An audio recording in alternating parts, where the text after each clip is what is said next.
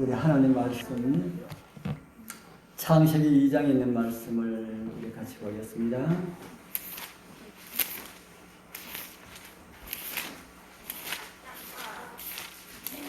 창세기 2장 15절, 창세기 2장 15절에서 17절까지 있는 말씀 같이 읽어보겠습니다. 여호와 하나님이 시작. 여호와 하나님이 그 사람을 이끌어 에덴 동산에 두사 그것을 다스리며 지키게 하시고, 여호와 하나님이 그 사람에게 명하여 가라사대 동산 각종 나무의 실과는 내가 임의로 먹되 선악을 알게 하는 나무의 실과는 먹지 말라. 내가 먹는 날에는 정령 죽으리라 하시니라. 아멘. 아멘. 저는 지난번에 이 창조의 하나님이라고 하는 이런 제목으로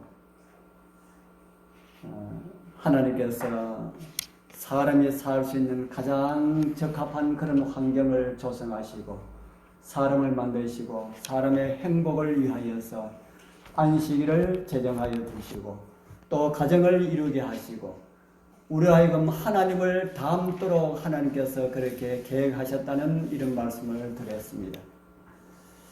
우리 여러분들에게 주신 가정 정말 하나님의 은혜의 선물이라고 하는 이런 생각이 드십니까?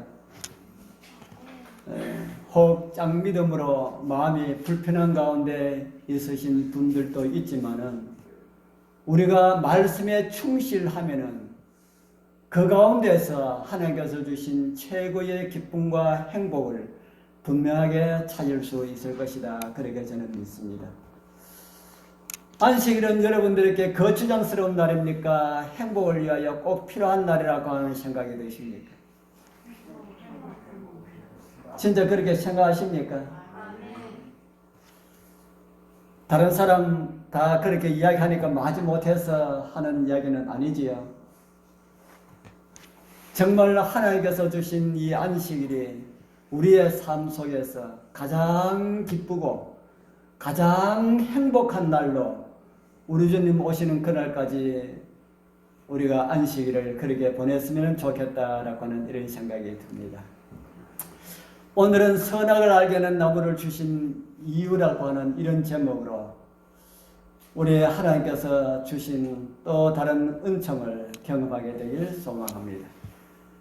지금까지 창조를 통하여 주신 것은 다 유익된 것이었습니까?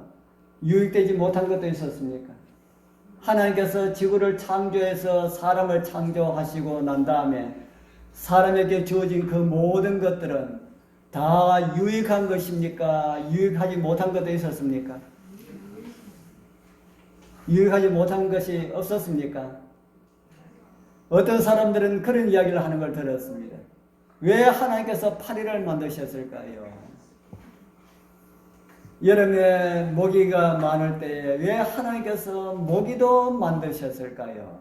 이렇게 이야기하는 사람들이 있습니다.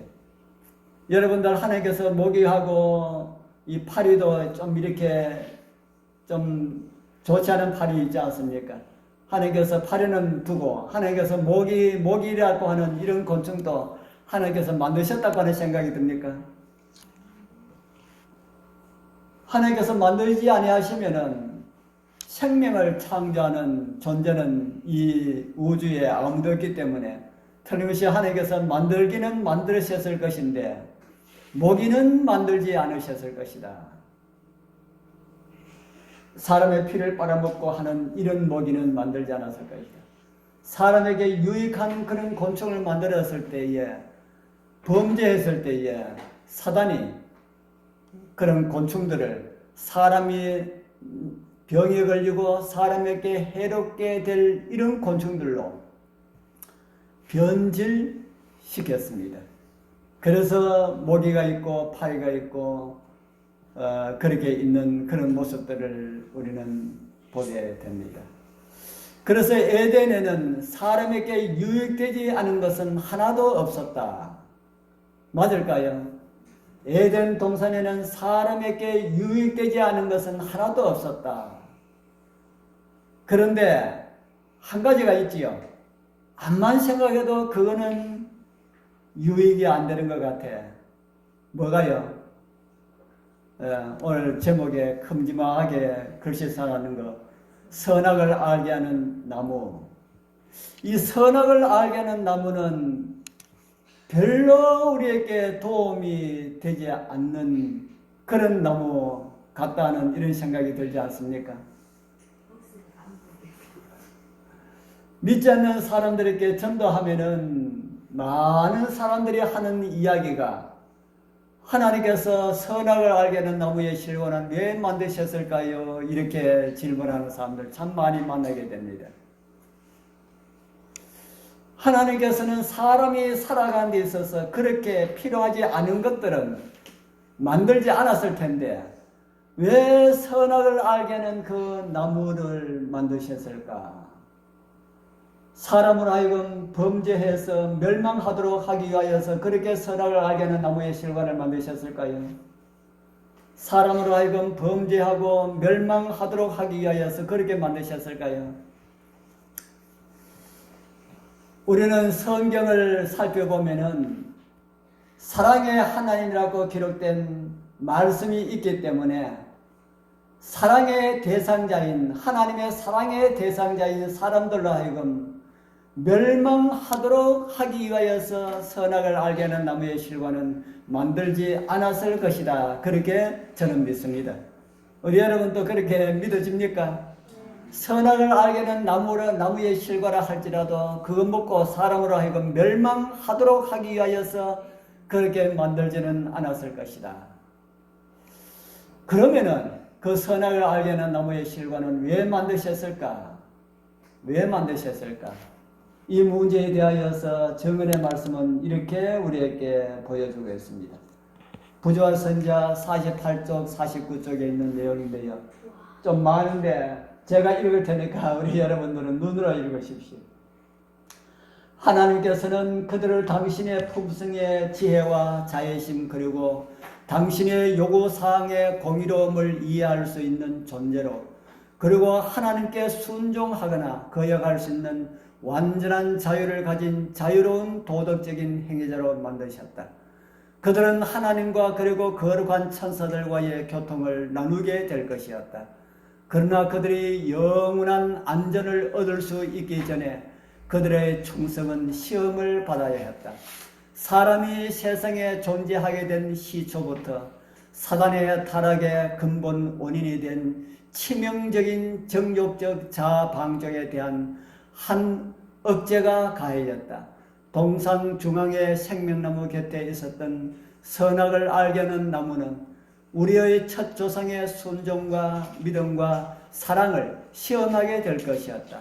다른 모든 나무의 실과는 마음대로 먹도록 허락되었지만 이 나무의 실과는 맛보는 것은 금지되었다. 만일 먹게 되면 죽음의 고통을 당할 것이었다. 그들은 또한 사단의 유혹을 당할 것이었다. 그러나 그들이 시험에 견딘다면 마침내 그들은 사단의 세력이 미치지 못하는 곳에 있게 될 것이었으며 영원히 하나님의 총애를 받을 것이었다. 너무 길어가지고 무슨 말씀인지 먼저 들은 말씀은 잊어버려지고 그렇지요. 저는 오늘 이 말씀 속에 나타난 몇 가지를 좀 생각을 해보고자 합니다. 그 첫 번째가 사람을 하나님께서 만드셨을 때에 자유의지를 가진 존재로 만드셨다. 선악을 알게 하는 나무를 통하여 이해할 수 있는 하나가 하나님께서 사람을 창조하시되 자유로운 도덕적인 존재로 만드셨다 하는 겁니다. 아까 우리 조금 전에 읽어본 말씀에 있었지요. 이 말씀을 가지고 많은 사람들은 사람을 자유의지를 가진 존재로 만드셨다. 그렇게 이해를 하고 있습니다. 하나님께서 사람을 어떤 존재로 만드셨다 그래요? 우리 여기 정은에 있는 말씀에는 자유의지를 가진 존재라는 말씀을 쓰지 않습니다. 완전한 자유를 가진 자유로운 도덕적인 행위자로 만드셨다. 이렇게 기록을 하고 있습니다. 완전한 자유가 어떤 자유일까요? 완전한 자유. 완전한 자유. 이 우주에 완전한 자유가 있는 사람은, 있는 존재는 누굴까요? 완전한 자유. 사실 우리는 완전한 자유가 어떤 것인지 잘 모릅니다. 저와 여러분들이 하나님의 성품을 우리가 닮아가면은 완전한 자유를 가진 그런 존재로 변함을 받게 될 것입니다. 사람하고 짐승하고의 차이가 있다면은 무슨 차이가 있을까요? 사람하고 짐승하고의 차이가 있다면 어떤 차이가 있을까요?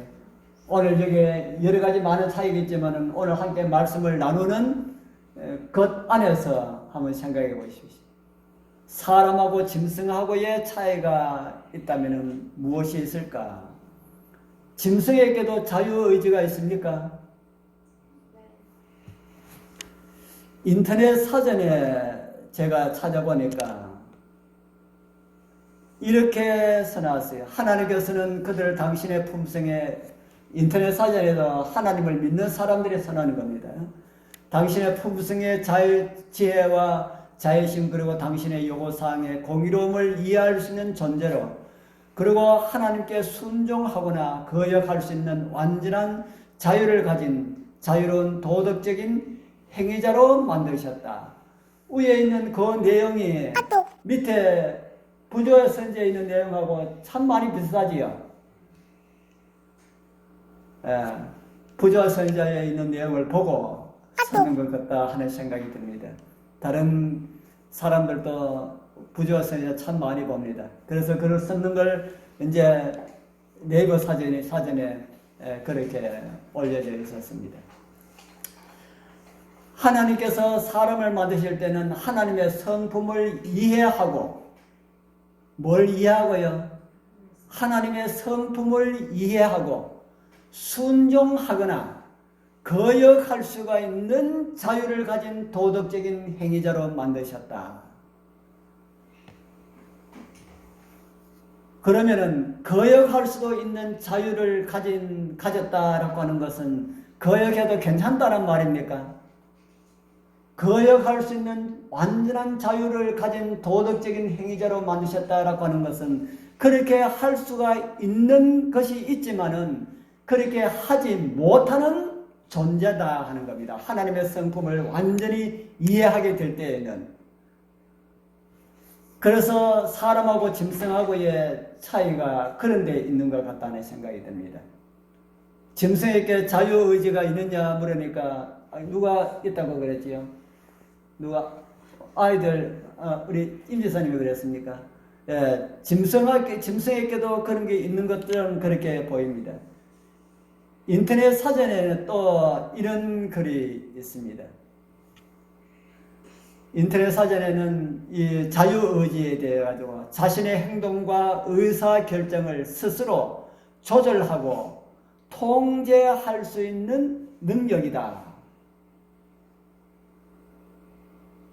자유의지가 자기 마음대로 이렇게 하는 것이 아니고 자신의 행동과 의사결정을 스스로 조절하고 통제할 수 있는 능력을 가진 존재다 하는 겁니다. 그러면은 이런 것을 짐승들도 가지고 있을까요? 이제 이렇게 하면은 짐승하고 사람하고의 차이가 이제 좀 다르다 하는 것처럼 그렇게 생각이 듭니다. 아까 그 보면은 짐승도 사람이 가지고 있는 자유의지가 가지고 있는 것처럼 그렇게 우리가 생각이 되는데, 짐승들은 자기가 가지고 있는 것을 조절하고 통제할 수 있는 이런 능력이 없지요. 그거 없는 것을 가지고 본능으로 살아간다, 그렇게 말을 합니다. 그래서 많은 사람들은 짐승과 사람의 차이가, 짐승은 종교심이 없고 사람은 종교심이 있다. 이렇게 이야기를 하는데 어떤 사람들은 짐승도 종교심이 있는 것 같다라고 하는 그런 이야기를 하는 것을 들었습니다. 짐승도 종교심이 있을까요, 없을까요? 짐승은 종교심이 없습니다. 사람을, 주인을 따르는 거, 그걸 가지고 종교심이라고 할 수가 없지요. 그래서 어떤 사람은 주인을 따르는 거, 그거는 짐승에게도 그 하나의 종교적인 행위다. 그렇게 이야기하는 것을 제가 들었습니다. 성경에 이런 말씀이 있습니다. 유다서 1장 10절에 보면은, 원숭이가 막 움직이네요. 이 사람들은 무엇이든지 그 알지 못하는 것을 회방하는도다. 또 저희는 뭐 없는 짐승같이라고 합니까? 이성 없는 짐승같이 본능으로 아는 그것으로 멸망한다. 그렇게 기록을 하고 있습니다. 유다는 짐승이 무엇다고 말을 하고 있어요? 유다가 기록하기를 짐승은 무엇이었다고요? 이성이 없다. 이제 조금 자유의지라는 것이 무엇인지 조금 더 밝혀집니다. 이곳의 이성을 다른 번역에는 어떻게 번역을 하고 있나 이렇게 찾아보니까 다른 번역이 없고 다 이성으로 번역을 했어요. 그래가지고 무슨 말인지 성경으로 제가 좀 이렇게 찾아보려니까 찾아볼 수가 없었습니다. 그 한글 사전에는 이런 글도 있어요. 이 이성이라는 것이 이성이 무엇인가 개념적으로 사유라는 글이 있는데 이 사유가 제가 잘못 적었는지 바르게 적었는지 모르겠네요. 능력을 감각적 능력에 상대하여 이르는 말이다. 인간을 다른 동물과 구별시켜주는 인간의 본질적인 특성이다. 인간에게는 이성이 있는데 짐승에게는 이성이 없다는 말이죠. 진위, 선악을 식별하여 바르게 판단하는 능력이다. 절대자를 직관적으로 인식하는 능력이다. 선천적 인식 능력인 이론 이성과 선천적 의지 능력인 실천 이성을 통틀어서 이러는 말이다. 말이 좀 많이 어렵습니다. 이해하기 힘든 그런 내용도 있고요. 우리는 이해되는 것만 이해하면 됩니다. 여기에 있는 이것이 다른 말로 해가지고 신학자들이 다른 사람들이 말하는 자유의지가 무엇이다라고 하는 것을 제가 설명하기 위해 가지고 제가 이렇게 말씀을 드리는 겁니다. 아까 자유의지에 대해 가지고 이성에 대해 가지고 이렇게 기록을 해놨지요. 자신의 행동과 의사결정을 스스로 조절하고 통제할 수 있는 능력이다. 그래서 자유의지가 성경이 말하는 정말 사람들에게 주어진 그 자유가 무엇인가 하면은 이성이다 하는 겁니다. 이성을 주셨다라고 하는 그런 말이다 하는 겁니다. 자유의지는 사람에게 있는 자유의 권리만을 주장하고 하는 것이 아니라 그런 것을 통제할 수가 있는 그런 능력까지 하나님께서 주셨다라는 말이지요. 그런데 짐승은 그런 것이 있습니까? 없습니까? 짐승은 이성이 없다 하는 것이죠. 다른 말 하면은 이성이 없다라는 말을 다른 말 하면은 자유의지가 없다 하는 겁니다. 우리가 얼핏 보기에는 짐승에게도 그런 것이 있는 것처럼 그렇게 보이지만은 이성이 있는 존재가 아니다. 짐승은 다 무엇으로 살아간다 그랬습니까? 아까 우리 유다서지요. 예, 짐승은 다 본능으로 살아간다. 우리 여러분들은 본능으로 살아가는 짐승처럼 살아가기를 원하십니까? 아니면은 이성을 가진 사람으로 살아가기를 원하십니까? 그 이유가 무엇이라는 생각이 듭니까?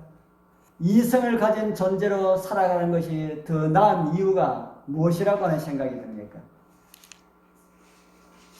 우리 정은의 말씀에 보면 또 제가 좀 짧게 올리라 그랬는데 이게 올리다 보니까 좀 기네요. 하나님께서는 인간을 당신의 율법을 범할 능력이 없도록 창조하실 수 있으셨으며 금단의 열매를 만지지 못하도록 아담의 손을 제어하실 수도 있으셨다. 그러나 그렇게 되었을 경우 사람은 자유로운 도덕적 존재가 아니라 하나의 자동 인형에 불과하게 되었을 것이다. 선택의 자유가 없었다면 그의 순종은 자원하는 순종이 아닌 강요된 굴종이 되었을 것이다. 품성의 개별은 전혀 있을 수가 없었을 것이다. 이러한 방침은 다른 세계의 주민들을 다스리는 데 있어서 하나님께서 가지신 계획과 배치될 것이었다. 이것은 지성적 존재로서의 사람에게는 합당하지 않은 것이 되었을 것이며 하나님은 독단적인 군주라는 사단의 비난을 뒷받침해 주었을 것이다. 많은 사람들이 그렇게 이야기하는 사람들도 있습니다. 사람을 만드실 때에 선악을 알게 하는 나무의 실과를 먹지 못하는 존재로 만들었으면 얼마나 좋았을까. 여러분도 그런 생각이 들지 않습니까?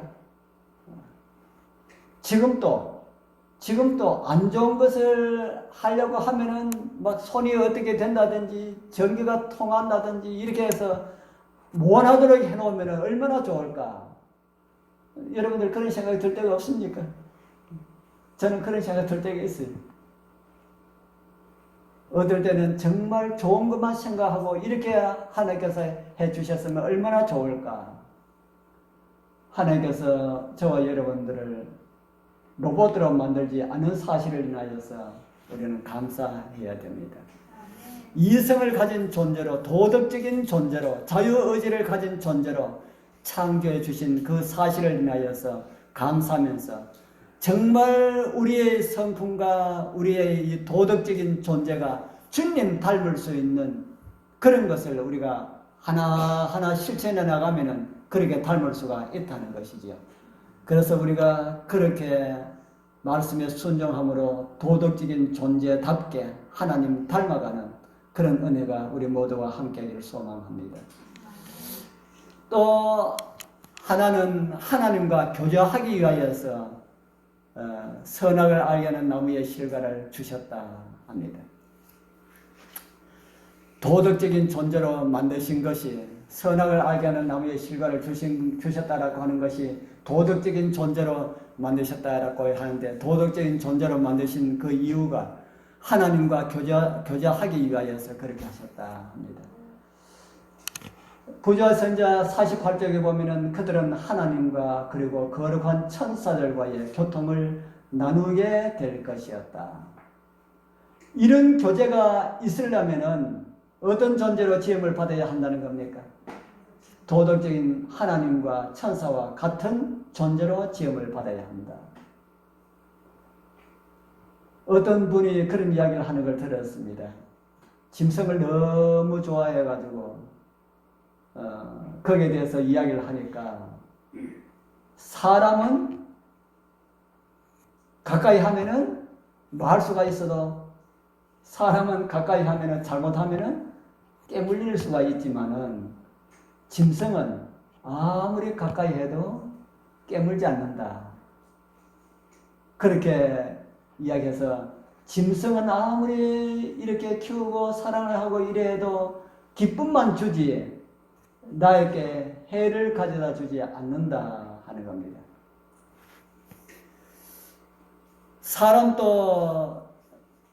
사람이 제일 처음에 사람이 하나님께서 도덕적인 존재로 만들었는데 누구를 깨물었습니까? 사람이 누구를 깨물었습니까? 네, 하나님 말씀에 불순종함으로 인하여서 자기를 지으신 분을 이렇게 분에게 잘못하는 이런 일들을 했지요. 그런 일이 있을 수가 있지만은 하나님께서는 사람으로 하여금 무슨 존재를 만들었다고요? 자유의지를 가진 존재.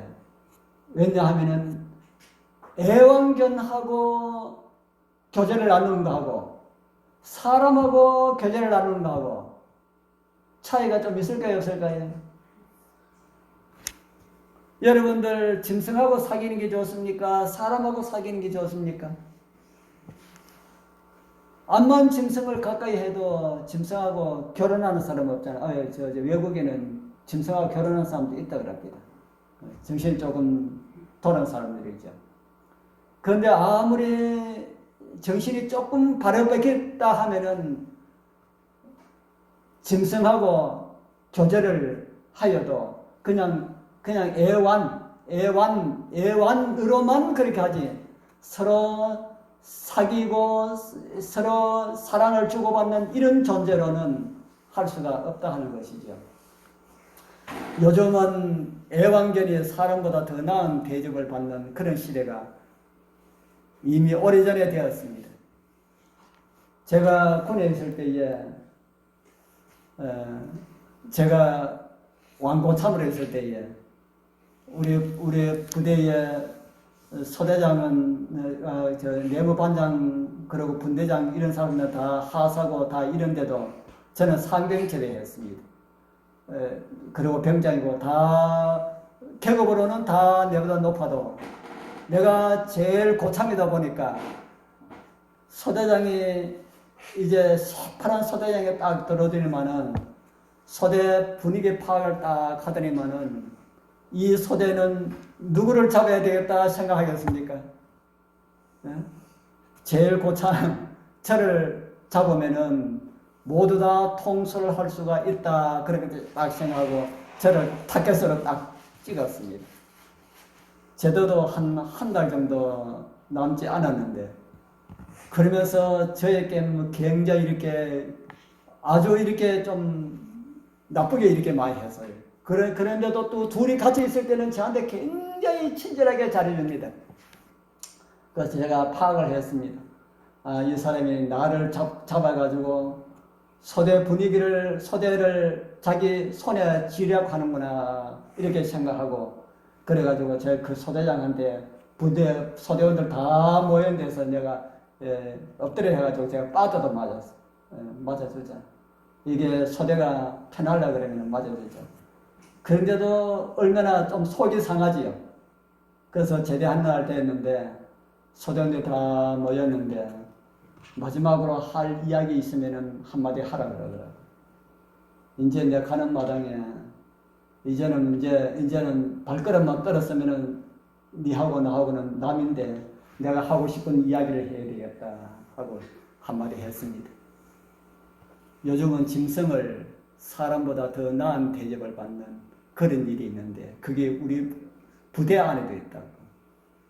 병사들은 고기를 못 먹어가지고 전부 국물을 마주는데 개는 그 병사들도 못 먹는 그 고기를 포식하는 그런 일들이 일어나고 있다고. 이거 좀 시정됐으면 좋겠다 하고 그렇게 이야기했더니만 이야기 그만 하더라고. 그래서 제가 이야기 조금 더 하고 제가 마쳤습니다. 그러고 난 다음에 가만히 생각하니까 제가 참 못됐다 하는 생각이 들었습니다. 어린 아이 하는 거 좀 받아주면 끝까지 받아주면 되지. 그거 돌아서가 나오면서 그렇게 이야기할 게 뭐 있나 하는 생각이 들어가지고 후회가 되었지만은 내가 그 이야기 하니까 우리 소대원들은 얼마나 좋아하든지 내가 제대하고 난 다음에도 소대원들이 우리 집에 와가지고 그때 그 이야기 해줘가지고 우리 소대가 그 다음에 얼마나 편해진지 압니까? 하고 그런 이야기를 하더라고요. 제가 그렇게 그 못된 그런 기질이 요즘도 한 번씩 드러납니다. 그래서 우리 성도님들 참 연약하고 부족한 저를 위하여서 기도 많이 해주시기 바랍니다. 그래서 이 짐승은 잘해주면은 잘해준다고 자기에게 어떻게 그렇게 보답하는 게 이런 게 없습니다. 저 사람이 나에게 잘해주기 때문에 나도 저 사람에게 무언가를 좀 잘해줘야 되겠다라고 하는 이런 거, 짐승들은 이런 생각이 없다 하는 겁니다. 그런데 사람은 그렇지 않다는 것이죠.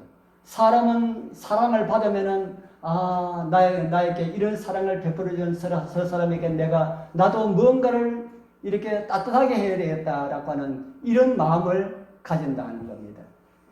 그래서 이런 존재가 누구와 교제할 수 있겠나 하면 이런 존재가 하나님과 천사들과 교제할 수가 있다는 것이죠.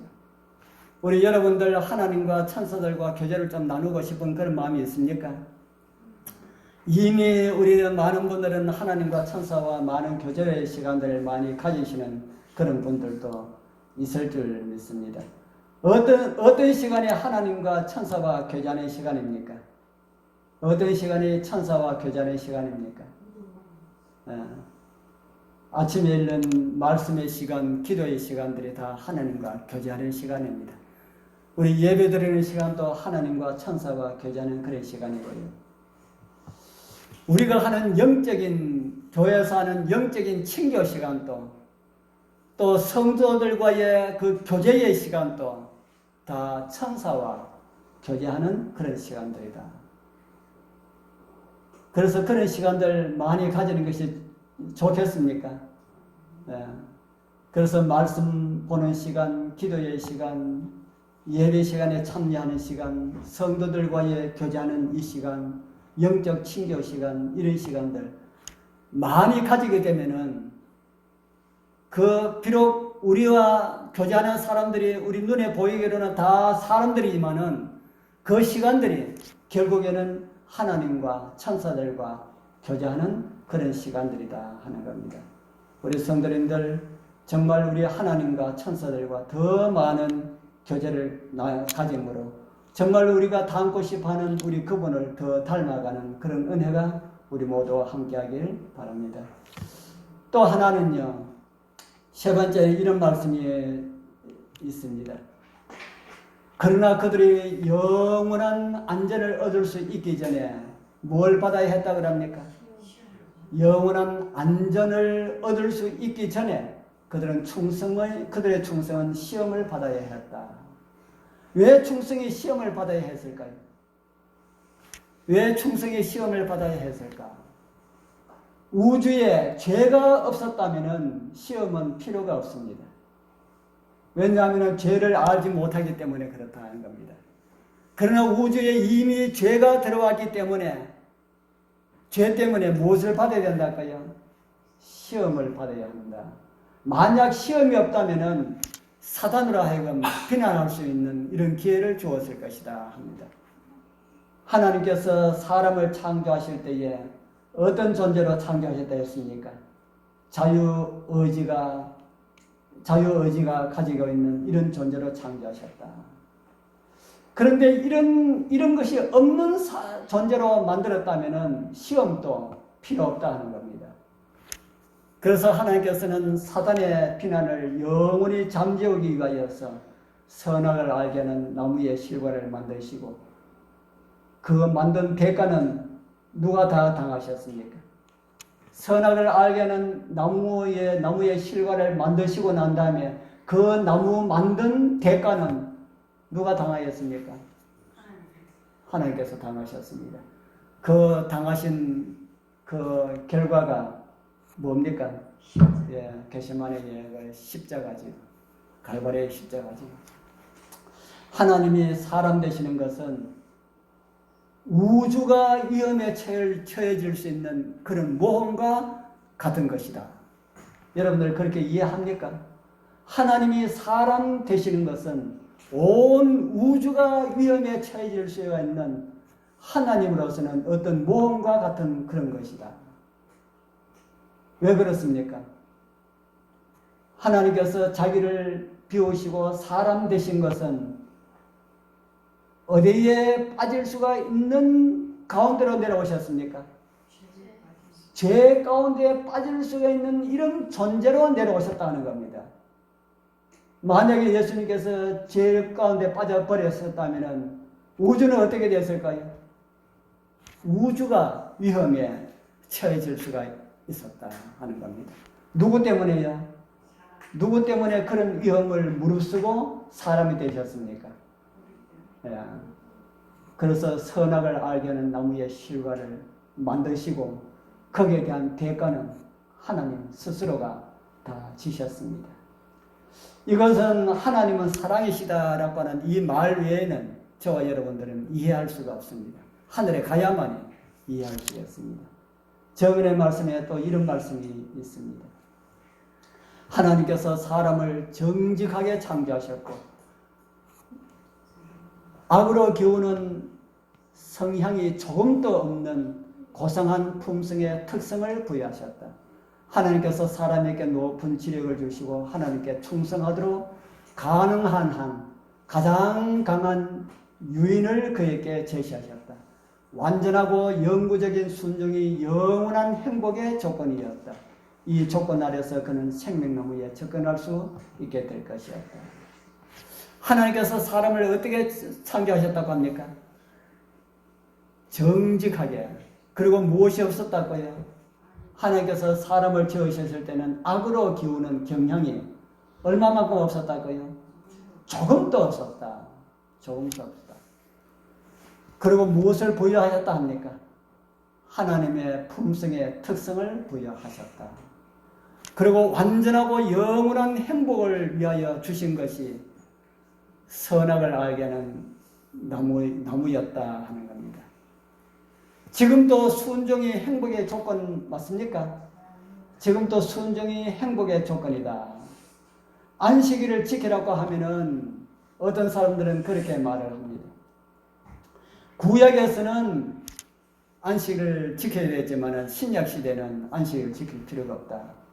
왜 그렇습니까? 하고 물으면은 구약에는 율법 시대이기 때문에 안식을 지켜야 되지만 신약 시대에는 무슨 시대라고 합니까? 여러분 들어보셨습니까? 신약 시대에는 은혜의 시대이기 때문에 율법이 필요 없다.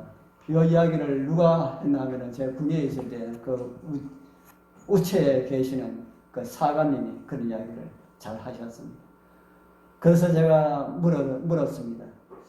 그러면은 아브라함이 순종해서 구원을 받았습니까? 믿음으로 구원을 받았습니까? 우리 여러분들도 누가 그렇게 물으면은 요 이야기 하십시오. 그러면은 그 사람이 할 이야기가 없습니다. 아브라함이 구원을 믿음으로 받았습니까? 순종해서 받았습니까? 믿음으로 받았다고 로마서에서 기록하고 있지 않습니까?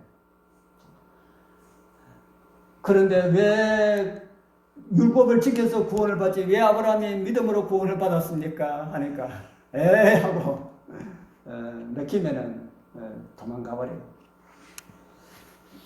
구약 시대는 순종하라 하고 신약 시대는 순종하지 않아도 된다고 합니까? 구약 시대는 순종하라 그러고 신약 시대는 순종하지 않아도 된다고 합니까? 요한은 하늘을 날아가는 천사가 이런 이야기를 하는 걸 들었지요. 또 보니 공중의 천사가 공중에 날아가는데 땅에 가는 자들 곧 여러 나라와 족속과 방과 백성에게 전할 무엇을 가졌다고 합니까? 영원한 복음. 영원한 복음이라는 말은 언제부터 언제까지 있었던 복음을 가지고 영원한 복음을 할까요? 지구 창조 때부터 지구 마지막 때까지 우리가 하늘에 가서까지 영원토록 있을 그런 복음이 영원한 복음이다. 그렇게 말을 하죠. 성경은 죄 가운데 살고 있는 사람에게 믿고 구원받으라 하시고요. 믿고 구원받은 사람들에게는 뭐라 할까요? 믿고 구원받은 사람들에게는 선악을 알게 하는 나무의 실과를 먹지 말고 생명과만 먹어라. 그렇게 말을 합니다. 오늘날 그 이야기는 오늘날 뭐하고 같습니까? 말씀에 하나님 말씀에는 이유 붙이지 말고 뭐만 하라?